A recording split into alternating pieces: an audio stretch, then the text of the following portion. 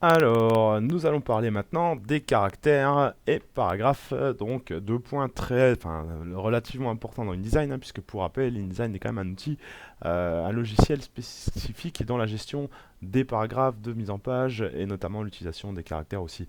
Donc, la première chose, lorsqu'on va créer un bloc, et là j'ai créé deux blocs, un bloc un peu de style titre et un bloc dans lequel j'ai posé plusieurs paragraphes, c'est la possibilité de pouvoir un peu modifier directement tout ce qui est police, tout ce qui est taille de texte, tout ce qui est crénage, approche, enfin on a pas mal de critères que nous allons voir maintenant. Alors, lorsque je prends mon outil ici de sélection et que je clique sur un bloc, vous avez la possibilité ici de modifier les options du bloc. Ça, je vous l'ai montré déjà tout à l'heure. Maintenant, lorsque je double-clique à l'intérieur de mon bloc, là, je rentre en mode modification des caractères. D'accord? Alors, déjà dans ce panneau principal, vous avez vu, hein, soit je reprends mon outil sélection, là, je déplace mon bloc, j'ai les options de bloc. Du moment que je rentre à l'intérieur, là, j'ai les options de texte, les options changent. C'est très important de voir cette différence ici. On a deux options ici. Soit on va jouer directement sur le caractère, soit on va jouer sur le paragraphe. Regardez, paragraphe, caractère. D'accord? On va voir l'un après l'autre.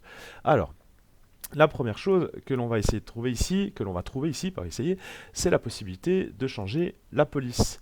Alors, on a ici la possibilité, alors ça c'est tout nouveau, hein, c'est dans la version 2019 et ça c'est plutôt sympa d'avoir, alors je vais commencer cette partie-là, voilà, on a la possibilité, et ça on le voit en live, le changement de police. Alors lorsque l'on sélectionne un texte, ça c'est nouveau aussi sur InDesign, c'est de voir directement la modification à ce niveau-là. On voit caractère et paragraphe, ce qui correspond exactement au bout de texte que j'avais sélectionné. Donc ça c'est très bien hein, par rapport à vos polices. Vous pouvez voir directement le rendu sans même sélectionner la police, ce qui est plutôt intéressant. Donc ça se met en place un peu sur tous les logiciels. On a ici maintenant des filtres. Alors on voit hein, sans sérif, avec sérif, donc c'est avec un empattement, typographie égyptienne, on a plusieurs cursives, manuscrites, enfin on a pas mal de possibilités. La grosseur avec des épaisseurs, condensées, enfin voilà, toutes les options qui ont été mises en place ici pour déjà tout de suite trouver une police. Alors je veux une police sans empattement, voilà, là j'ai toutes mes polices qui sont données sans empattement directement. D'accord? Alors ça c'est les polices qui sont déjà dans mon ordinateur ou que j'ai synchronisé avec le fameux TypeKit. Il existe bien sûr d'autres polices qu'on peut aller chercher. Si vous avez un abonnement Adobe, vous avez accès à Adobe TypeKit. Alors, on va essayer d'y accéder ici. Lorsque vous cliquez sur Rechercher davantage, avant, il fallait se rendre sur le site TypeKit. Maintenant, ce qui est plutôt intéressant, c'est que Adobe nous permet d'accéder depuis son logiciel directement aux polices qui sont contenues dans le TypeKit à l'extérieur. Donc là, vous voyez, je peux toujours mettre des filtres. Hein. Voilà, je veux une police sans empattement. Voilà, et là, j'ai toutes ces polices qui appartiennent à TypeKit qui ne sont pour l'instant pas intégrées à mon logiciel. Voilà, cette police me plaît relativement bien. Acumain Pro Wide, ici j'ai 18 variantes hein, de police. Je peux dire, ben voilà, je vais prendre par exemple la Extra Light Italique et je vais la synchroniser, c'est-à-dire je vais l'activer. Voilà, activer cette police. Ok, cette police sera activée dans mon cloud. On la voit ici, voilà, a été activée. Elle appartient donc à mes polices que je vais pouvoir trouver directement dans la recherche ici de police. Alors elle est là, Acumain, voilà. Alors comme par hasard, c'est la Pro White que j'avais, je ne sais plus où je l'ai mise. On va la retrouver. Acumain Pro. Et je ne l'ai pas, ça c'est normal, c'est pendant la démo, ça arrive souvent, mais normalement elle y est, il suffit juste d'aller chercher les polices récemment utilisées, voilà, ProLight, Acuma Pro Medium, voilà, vous en avez ici qui sont synchronisées. Bref, alors, là c'est vraiment très bien, hein, cette possibilité d'ajouter des polices directement depuis Adobe, c'est vraiment une nouveauté qui a été mise en place et ça va vous faire gagner un temps précieux. Pour rappel, dès que vous avez plus d'abonnement, les polices ne sont plus synchronisées. Alors, ici nous avons donc les variantes, hein, les variantes de police. Donc là j'ai Light et Medium, mais sachez qu'il existe des polices qui contiennent énormément de variantes. Alors, je vais en prendre ici, on voit hein, par exemple la All Round Gothic. Là, j'ai carrément plusieurs variantes. Ça peut aller jusqu'à cinquantaine de variantes, voire plus, sur certaines polices. D'accord? Alors, on a ici la taille. La taille de mon caractère, je vais descendre à 10. Je peux augmenter directement. Voilà, vous pouvez jouer ici ou augmenter directement par point. un par un les points pour vos caractères. Vous avez ici, et là je vais passer sur le paragraphe, du coup, la possibilité de gérer l'interlignage.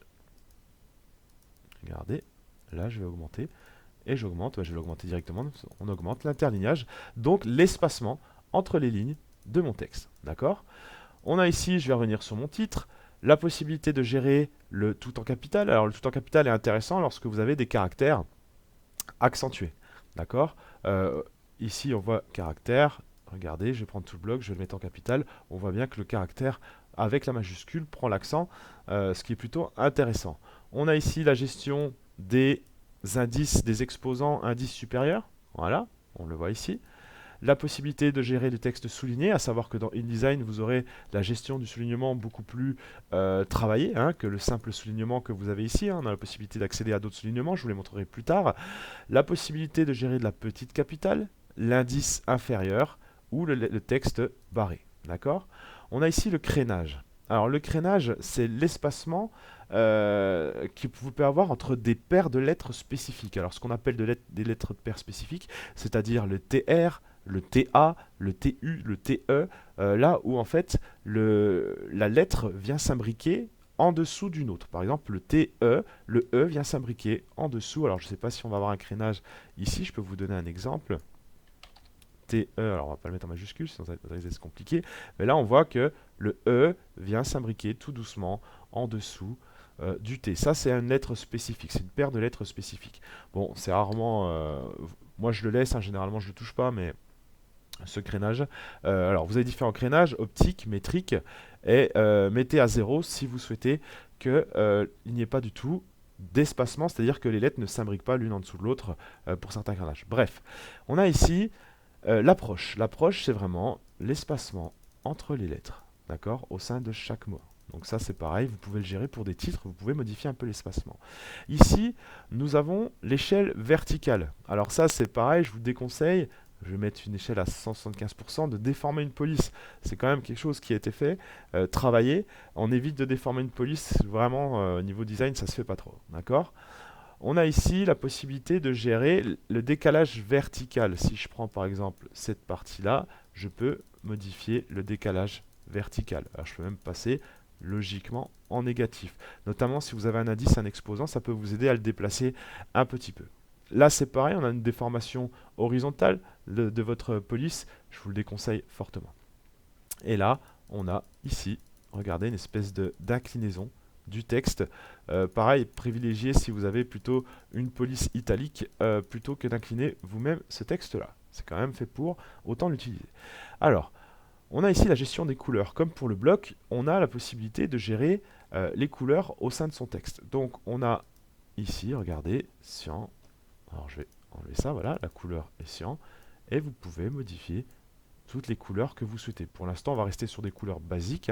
Je ne vous ai pas montré comment gérer d'autres couleurs. D'accord? Alors, pensez bien à sélectionner votre texte. Si on ne le fait pas, ça ne va pas le faire. On a ici la possibilité aussi de gérer le contour. Voilà. Là, je gérer le contour, ce qui est très laid, soit dit en passant, ce que je suis en train de faire. Mais vous pouvez gérer également un contour de lettres. Ici, je vais enlever ce contour et mettre 100. Alors, on a ici le style de caractère que je ne vais pas vous montrer pour le moment, je le montrerai plus tard, d'accord? Parce que par exemple, on peut enregistrer un texte avec une police particulière, une couleur particulière, plein de paramètres, un crénage et tout ça. On peut enregistrer ce paramètre pour le réutiliser sur d'autres blocs, d'accord? C'est ce qu'on appellera un style de paragraphe ou un style de caractère. Alors, je vais revenir ici. Dans mon paragraphe, on a l'alignement à gauche, l'alignement centré à droite. Alors ça, c'est aligné au dos. Si vous avez des pages en vis-à-vis, je vais d'ailleurs essayer d'en créer ici. Alors, il m'a mis des colonnes, je vais peut-être les enlever. Voilà. Je vais rester sur une colonne et également sur cette page 2 aussi. Alors, je vous montrerai tout ce qui est création de page, ne vous inquiétez pas, par la suite. Là, le but étant de vous montrer l'alignement par rapport au dos. Alors, je vais dupliquer ce bloc de texte qui était ici et je vais le glisser sur mes deux pages en vis-à-vis. Lorsque je vais faire ici, hop, voilà, et je vais sélectionner alignement, d'accord, c'est côté dos, donc aligné au dos, où on a aligné à l'opposé du dos. Alors, qu'est-ce que le dos? Tout simplement, cette ligne centrale entre mes deux pages. Regardez ici, je suis aligné du côté dos. Si je déplace mon bloc, vous avez vu que le texte se modifiait et s'alignait du côté de ces lignes-là. Regardez, là, il aligne de l'autre côté. Maintenant, si je mets aligné à l'opposé du dos, ici, vous voyez, c'est aligné par rapport à l'opposé du dos. Si j'incline de l'autre côté, c'est aligné également par rapport à l'opposé du dos. D'accord? Voilà pour ce qui est cet alignement, de cet alignement. Alors, je vais revenir dessus. On a le justifié avec la fin de la justification qui se termine à gauche. On a ici le justifié au centre et le justifié toutes les lignes. Là, on va vraiment aller jusqu'au bout dans chaque bloc. D'accord? Alors, juste pour rappel, ici, sur ce justifier toutes les lignes, regardez sur le caractère, si j'ai plusieurs mots, ce sont les mots qui vont se justifier. Si je n'ai qu'un seul mot, alors ce sont toutes les lettres. Vous avez vu, là j'ai enlevé, j'ai plus qu'un seul mot. Ce sont toutes les lettres qui vont se justifier et qui vont aller remplir l'espacement de mon bloc. D'accord? Je vais revenir, CTRL Z, je reviens en arrière. Voilà. Je reviens ici en mode édition. Alors, pareil ici, je vais enlever la justification, je vais rester sur un alignement à gauche classique. Voilà. On a ici le retrait. Attention, ce n'est pas vraiment une marge, on a le retrait du paragraphe entier. Regardez, là je modifie le retrait de paragraphe. Vous avez la possibilité également de faire un retrait sur la droite. Donc voilà, attention, c'est pas tout à fait une marge, hein, on pourrait utiliser la marge, mais le retrait de la première ligne de paragraphe. D'accord? Alors attention, là j'ai un paragraphe et un second paragraphe, c'est pour ça que ce sont ces deux lignes-là qui viennent en retrait. D'accord? Et nous avons le retrait de la dernière ligne, celui-là généralement on l'utilise un peu moins. D'ailleurs ça ne marche pas ici. On a ici l'espace avant le paragraphe. Regardez, j'ai un espace avant mon paragraphe. On a l'espace après et l'espace entre les paragraphes. Voilà, je mets 12. Et en fait, à chaque fois que je vais créer un paragraphe, je vais avoir ici, j'écris vite fait, hein, je vais avoir ici un alignement de 12 mm entre chaque paragraphe. Alors, petite astuce, vous allez me dire comment repérer dans mon texte le fait d'avoir un paragraphe ou non. Parce que ça, c'est quand même quelque chose qu'il faut savoir. Alors, vous allez dans Texte, afficher les caractères masqués, ou CTRL, ALT, I, plus I, ou L, pardon, je me trompe, je n'utilise jamais ce raccourci. Et là, vous avez, regardez, on a ces petites icônes là qui me disent, ben voilà, là j'ai un paragraphe, là j'ai un paragraphe, un paragraphe, un paragraphe. Donc, si vous faites, ici, regardez, je vais sauter une ligne, en appuyant sur Entrée, je crée donc un paragraphe. À chaque fois que vous appuyez sur Entrée, vous créez un paragraphe. Comment faire si je veux sauter une ligne mais ne pas créer de paragraphe? Dans ce cas-là, vous faites majuscule Entrée, vous faites ce qu'on appelle un saut de ligne, et non plus un paragraphe. Ça c'est important, vous aurez peut-être besoin de cette partie-là également. Alors, voilà pour ce qui est de la gestion des caractères, mais aussi des paragraphes. Alors, l'affichage, vous avez vu, là je vais remettre un paragraphe classique, hein, je vais ignorer cette partie-là. Vous avez ici la possibilité de gérer les paragraphes. En fait, on met en avant la partie paragraphe et non pas caractère. Donc cette partie, là on retrouve les caractères. On inverse un peu l'affichage au niveau de cette barre d'outils au-dessus. D'accord? Alors, on a ici, et je vais prendre ce paragraphe qui est là, les lettrines, les fameuses lettrines en définissant le nombre de caractères et le nombre de lignes sur lequel va s'étendre ma lettrine. Regardez ici, je vais prendre alors une lettrine, donc là j'ai une lettrine sur une ligne. Par contre, si je la mets sur plusieurs lignes, vous voyez ici j'ai 5 lignes, 1, 2, 3, 4, 5 lignes, donc la première lettre du mot va prendre 5 lignes dans mon bloc. D'accord? Je vais revenir, je vais enlever ces lettrines, je n'en ai pas besoin pour le moment. On a ici la gestion des listes, liste à puce ou liste numérotée. L'arrière-plan de paragraphe, attention ici il s'agit bien d'une couleur à l'arrière-plan de votre paragraphe et non pas une couleur à l'arrière-plan de votre bloc. C'est-à-dire que lorsque je clique sur cette partie-là et que je mets un arrière-plan, vous voyez que l'arrière-plan, j'ai cliqué dans ce paragraphe-là, donc l'arrière-plan va s'appliquer dans tout le paragraphe. D'accord? Et vous pouvez changer l'arrière-plan ici. On voit que la teinte est diminuée. Hein. Au niveau de la gestion de l'arrière-plan, la teinte est diminuée. Je peux après augmenter la teinte et la mettre un peu plus forte, mais généralement sur un arrière-plan on évitera de mettre des teintes trop fortes. Alt enfoncé donc pour accéder à la boîte de dialogue. Voilà, j'ai appuyé sur Alt et j'ai cliqué sur cette icône. J'ai donc ici la possibilité de gérer la teinte, comme je vous disais, de mon arrière-plan. Je vais aperçu. Là elle est à 100%, là elle est à 20% dans ce qui est fait traditionnellement. D'accord? Je peux me mettre au sein de mes bordures, regardez, taille et forme de l'arrondi, je peux mettre ici un arrondi. On le voit à peine là, au niveau de mon arrière-plan. Je le rappelle, hein, c'est pas la couleur du bloc, c'est la couleur de l'arrière-plan de paragraphe. D'accord? On a également, alors je vais désactiver l'arrière-plan ici, et je vais gérer ce qu'on appelle la bordure, hein. Vous pouvez gérer une bordure. Alors je vais en mettre une, là j'en ai sur tout le long, je vais désactiver toutes celles qui sont à gauche, 3 au bas, et je vais mettre une bordure, pas à haut, pardon, je voulais mettre à gauche. Voilà, je peux mettre une bordure à gauche, deux types de bordures alignées, donc là on retrouve tous les traits habituels, la couleur de ma bordure, la teinte, et normalement vous avez la possibilité de décaler, et là je vais décaler à gauche le texte, voilà. Ah bah c'est pas mon texte, pardon, c'est la bordure qu'on décale. Je pensais que c'était le texte. Et voilà, donc vous pouvez décaler votre bordure. On a la possibilité, lorsqu'on prend le paragraphe, après de décaler le paragraphe en lui-même. D'accord? Voilà comment faire, comment gérer votre bordure. Donc ça c'est pareil, c'est la bordure, c'est nouveau, hein, ça n'existait pas avant, et ça fait partie des dernières versions de InDesign. Donc je pense avoir dit la plupart des choses. Pour ce qui est la gestion des blocs, la gestion des paragraphes et des caractères, donc là on est sur les premiers réglages, hein. Il y a déjà pas mal de choses à faire à ce niveau-là. Vous pouvez gérer pas mal d'options ici. Alors on a d'autres petites options que je vais vous montrer pour finir. Alors lorsque je clique sur un paragraphe, alors je vais enlever, hein, ici texte, les caractères masqués. Voilà, j'ai enlevé ça. On voit ici, par exemple, j'ai des césures. Alors, comment faire pour enlever les césures? Je vais cliquer ici sur mon texte, je vais sélectionner mon texte, et je vais cliquer sur ce petit menu bar qui est là. Et là, regardez, j'ai encore pas mal de pas mal d'options. D'accord? Alors, on va pas toutes les faire. Je vais commencer par ce que je vous ai dit tout à l'heure, les césures. Alors ici, vous avez les césures. On peut avoir plusieurs paramètres sur les césures. Mode au moins 5 lettres. Après les premières 2 lettres, avant les dernières 2 lettres, limite de césure. Moi, je veux carrément les enlever. Tac. Et là, lorsque je fais aperçu, vous voyez bien que les césures n'existent plus. Alors, je vais décocher, vous pouvez y voir, hein, voilà. Mais là, mes césures ne sont plus là. D'accord? On rappelle, on a la possibilité ici de les enlever également ici. On a aussi des options de justification lorsque le texte est justifié avec l'intermol, l'interlettrage, les mises à l'échelle des glyphes, avec des pourcentages minimum, optimum, maximum. Ça ne fera pas partie de cette formation.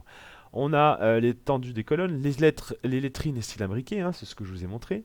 Les styles GREP ou GREP, donc qui permettent de faire des styles de recherche. Donc ça c'est pareil, ça ne fait pas partie de la formation. Le fameux filet de paragraphe. Alors qu'est-ce que le filet de paragraphe? Le filet de paragraphe est un peu comme un soulignement. Regardez ici, j'ai plusieurs paragraphes, on l'avait vu, et je vais mettre un filet de paragraphe. Alors vous avez la possibilité de gérer un filet au-dessus ou un filet en dessous de votre paragraphe. Moi je vais le mettre en dessous. D'accord? Donc je vais le mettre au-dessous, je vais gérer un filet, alors on va mettre aperçu, et vous voyez en dessous de chaque paragraphe, comme on voit ici, j'ai un fameux filet. Alors après, à vous de mettre le filet, alors je vais l'augmenter, voilà, que vous puissiez le voir. Je peux mettre un décalage du filet, un retrait à gauche, un retrait à droite, je peux décaler le filet. Donc voilà, ça peut vous servir aussi pour faire des soulignements pour les titres. Regardez, je voudrais que ce titre soit souligné. Je peux utiliser dans ce cas-là le fameux filet de paragraphe. Donc je vais mettre un filet en dessous, je l'active. Voilà, je veux qu'il soit de la largeur de mon texte et je veux le décaler un petit peu. Voilà, vous avez mis ici un soulignement, d'accord, assez rapidement. Voilà pour ce qui est des options de texte et les options de paragraphe. Donc là, vous serez déjà capable de faire pas mal de petites mises en page.